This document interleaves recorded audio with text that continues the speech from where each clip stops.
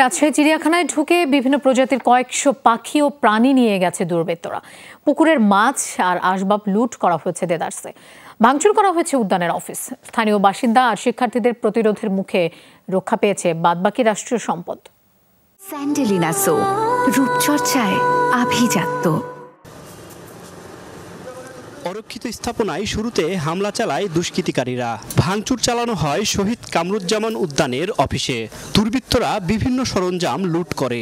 প্রত্যেকটা কাউন্টারের ভেঙে চুরমার করে দেওয়া হয়েছে। পাশাপাশি কাউন্টার থেকে যে চেয়ার টেবিল এবং অফিস, আমাদের যে অফিসে একটা ফাইলপত্র থেকে শুরু করে আমাদের আলমারি আসবাবপত্র কিচ্ছুই নাই। সংশ্লিষ্টরা বলছেন, হামলাকারীরা মঙ্গলবার থেকে কয়েক দফা পুকুরের মাছ, বিভিন্ন প্রজাতির পাখি নিয়ে যায়। এক পর্যায়ে হরিণগুলো তুলে নিতে ট্রাক নিয়ে আসা হয়।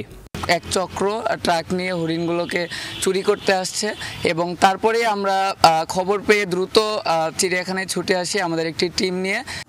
ঘটনা জানতে পেরে শিক্ষার্থী ও স্থানীয় অধিবাসীরা এগিয়ে এলে পালিয়ে যায় দুর্বৃত্তরা। রক্ষা পায় অন্যান্য পশু পাখি। নিরাপত্তা জোরদারে সেনা সদস্যরা ঘটনাস্থলে যান। আসার পরে যেগুলো চিহ্নিত করলাম যে কিছু এর মধ্যে হেলমেট বাহিনীও ছিল। হেলমেট বাহিনীর কিছু দুষ্কৃতিকারী আমরা যাদেরকে শনাক্ত করেছি তারাও ছিল কিছু টোকাই টাইপের, এরা লুটপাট করে নিয়ে গেছে।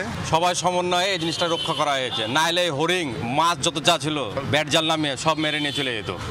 2022 সালে রাজশাহী চিড়িয়াখানাকে শহীদ কামরুজ্জামান উদ্যানে রূপান্তর করা হয়। তখনই বাঘসহ বিভিন্ন প্রাণী নিয়ে যাওয়া হয় রংপুর চিড়িয়াখানা ও সাফারি পার্কে।